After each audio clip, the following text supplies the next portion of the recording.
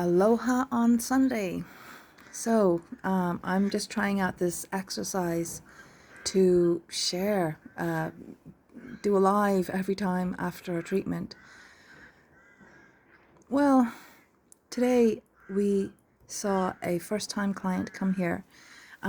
Their topic was climaxing earlier than they wanted. So this client came for the first time and is very close to nature, this person, and found that the first time doesn't take much to ejaculate and it's all over. But having said that, they're up for it 2 or 3 times in the same session, so after that it'd be lovely.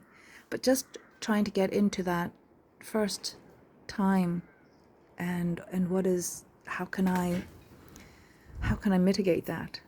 And there was a lot of pieces in this individual's in their profile. For example, the setting of where they were having their intimate encounters was in mostly in a relationship outside of their partnership. So this sense of doing something naughty can contribute to that. And it's not in my place to say whether it's wrong or right. I would only ask, would you be open to inviting your existing partner to come in with me and yourself? And also that I always check if anybody knows that they have come to me. And so the answer was negative on knowing that they were there. So yeah, there's a lot of factors there. So already something naughty that there's a question that I didn't ask today, but I'm presuming I know the answer. Do you find the same case with your normal partner? This sense of, so-called premature ejaculation. But it's often this way that clients come in and that are in an existing partnership, but they've come in for issues that have come up with their extra partnership, with their, undisclosed extra relationship of an intimate nature.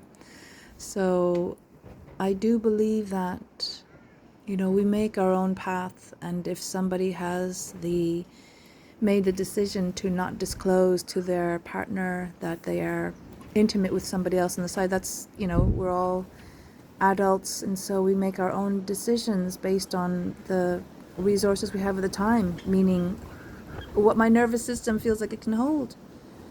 If your partnership is so important that you would like not to jeopardize it by revealing the fact that you are with somebody else in that way, then what are you doing with somebody else is a question that I didn't expect to be voicing right now. That's just my question, because it feels like the sense of ownership and entitlement and possession is an interesting one. And I'm not saying that about anybody here. I'm just saying, why do you stay with somebody if you have said with your own voice that one of the drawbacks is always having sex with the same person? So you sex educators out there, I know what you're thinking. And I also wonder the same.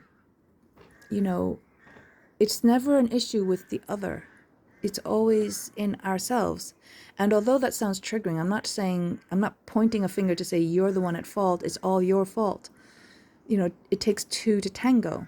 So if it's a partnership of 2, then both people have contributed to what they have, right? We both set out to create a meal together, and what we have on the table is what we created. Even if we felt like I was out of control, or the information I had at the time was that this is the best I could do or whatever, it's still my choice, right? So, I wandered a little bit away from where I thought I was going, but I suppose that's maybe good, of benefit to somebody. So, yeah, I'm just going to stay with that then. Our partnerships, it can be such a point of contention, and rightly so, because when I commit to sharing my life physically, emotionally, intellectually with another, that means that somebody else has done the same. It also means that I have implied, unless it's a non-monogamous relationship, that that space in my life is now reserved for you and only you. That's the implication. Now, if that's not the case, why would you not voice it is my question. I'm saying that with love and openness and curiosity. I'm not saying it with judgment.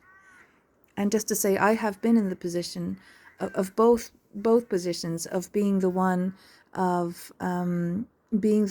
where I entered into another intimate relationship outside of my primary relationship.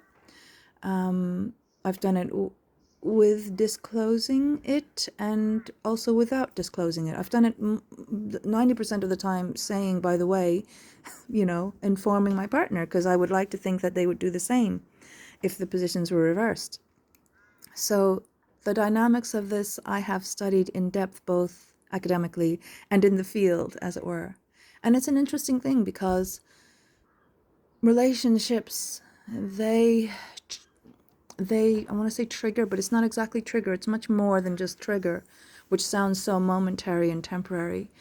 They evoke such profound elements in our individual organism.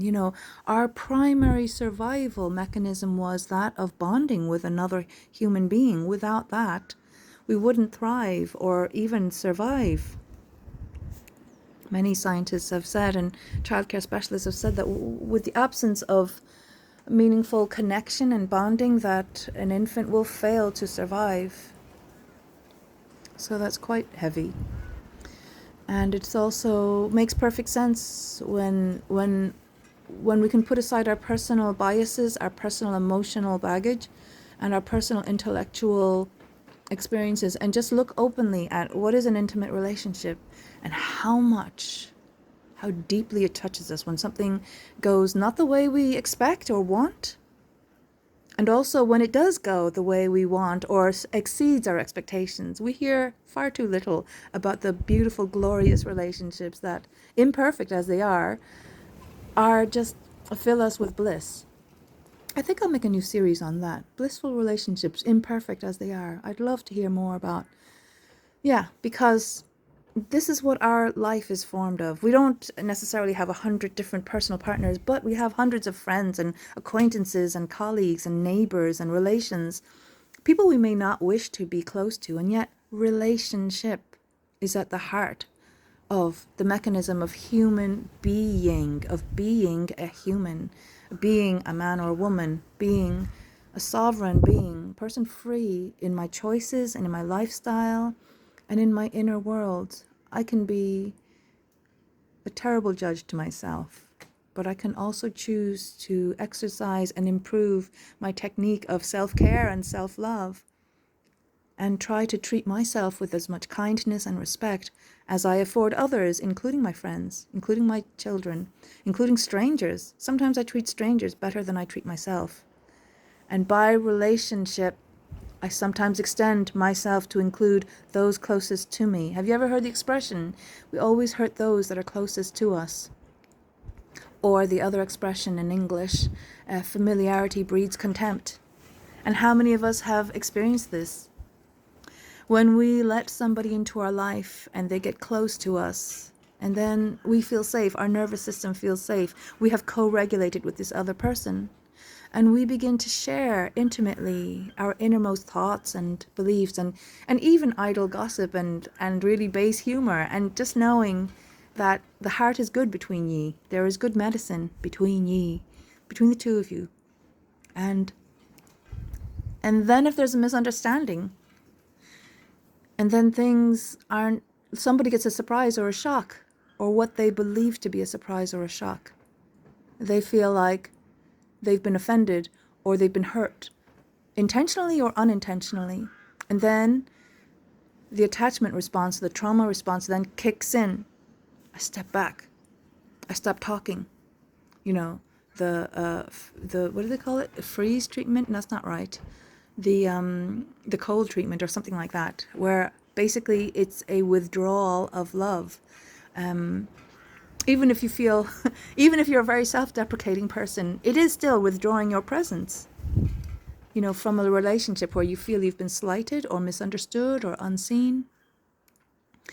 And it happens all the time. And there's a fine line between that and the normal filtering of relationships that I care about and I cultivate and I spend time over and I give time to and I make things happen for, and other relationships that are not as deep, and like the teller at a checkout queue in the shop has an argument with me or has a personal attack, and it's like I can brush that off much easier because I hardly know them, unless of course you do know them. So just to say, we have opportunities all the time, little invitations, little love letters of our nervous systems throwing out this like, I don't feel good. And of course, we will react, a knee-jerk reaction where we might say something, we might act in a certain way, we might make a decision and make a choice about in the relationship how you'd like it to change. For instance, I don't think I'm going to share as much with you. Or for instance, I don't think I'm going to trust anybody else who has come close to me and said that they loved me. I won't trust that again. When am I ever going to learn? And the reward of a self-tirade of it's like internal peer pressure, internal judgment. And sadly, probably for most of us, it's not an unfamiliar route to go by. But what if we could instead be with that and not feel like I need to knee-jerk or feel the knee-jerk reaction, but also choose instead to respond mindfully and vulnerably, meaning I might respond, if I'm responding vulnerably. To be vulnerable means, it doesn't mean, okay, cut my head off now. It means being willing to be wrong, being willing to be transformed. Isn't that all what we want? To be transformed. And when we say we're wrong, it's really just the other side of saying, wow, I just learned something that I didn't know before, and that actually is really cool. And now that I know it, I feel much stronger and more able, to meet life again. There's something, a big important piece that I missed before. How could I have missed it? And now I'm even more fortified. I have another piece of self-knowledge, which affects everybody that I ever come into contact with. So, yeah, if we could stay with our sensations of being triggered, of feeling hurt, and yet choosing to stay with me, I who feels triggered, I who feels offended, I who feel misunderstood and unseen and taken advantage of, again. And what does that feel like in my nervous system? Where does that come from? So that's another day's work. Where does that come from? But it's like the mask that I present with while I'm on stage. Well, what is really behind? What's backstage going on? Because we all know it takes so many for a beautiful performance to take place, and we all take part in a beautiful performance, the performance of our lives, each and every day. Even if we feel like that performance right now looks like I'm on the bed and I can't get up, I don't even know why I'm here. That's also a mask. What is behind that? What is making me feel like I have no other choice than to present like this? So I'm going to stop and wish you a beautiful Sunday, and it's supposed to be some storm coming here. So yeah, may you be warm and protected and dry and feeling like you can access yourself. With that, I take a big breath and go,